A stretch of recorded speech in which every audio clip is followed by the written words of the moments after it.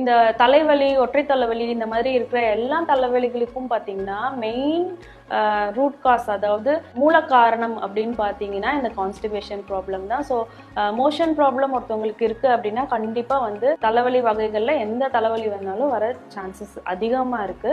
ஏன்னா வந்து நம்மளுக்கு கான்ஸ்டிபேஷன் ஆகும்போது என்ன ஆகும், கண்டிப்பாக வந்து அந்த வேஸ்டேஜஸ் வெளில போகாது. பாடியில் திரிதோஷம் வந்து வாதப்பித்தம் கபம் நிலை வந்து மாறப்போகுது. ஸோ ஹீட் இன்க்ரீஸ் ஆகும். ஸோ இது கூட வந்து நம்ம லைஃப் ஸ்டைல் வந்து பார்த்தீங்கன்னா டயட் ப்ராப்பராக இல்லாமல், எந்த ரொட்டீன் எக்ஸசைஸ் இல்லாமல், செடென்ட்ரி லைஃப் உட்கார்ற லைஃபே இருக்கும்போது, அதாவது லேப்டாப்ஸ் அதிகமாக பார்க்குறது, டிவி, மொபைல் ஃபோன்ஸ், இதுக்கு நிறைய இந்த ரேடியேஷன்ஸ் அப்சர்வ் ஆகும்போது, ஸோ இதெல்லாம் சேர்த்து தான் வந்து இந்த மாதிரி ஒற்றை தலைவலி, இந்த கிளஸ்டர் ஹெட்ஏக்குன்னு சொல்லுவாங்க, கண்ணை சுற்றி மட்டும் வலிக்கும் ரொம்ப. ஸோ இந்த மாதிரி தலைவலிலாம் வரதுக்கு மிக முக்கியமான காரணம் பார்த்தீங்கன்னா கான்ஸ்டிபேஷன் தான்.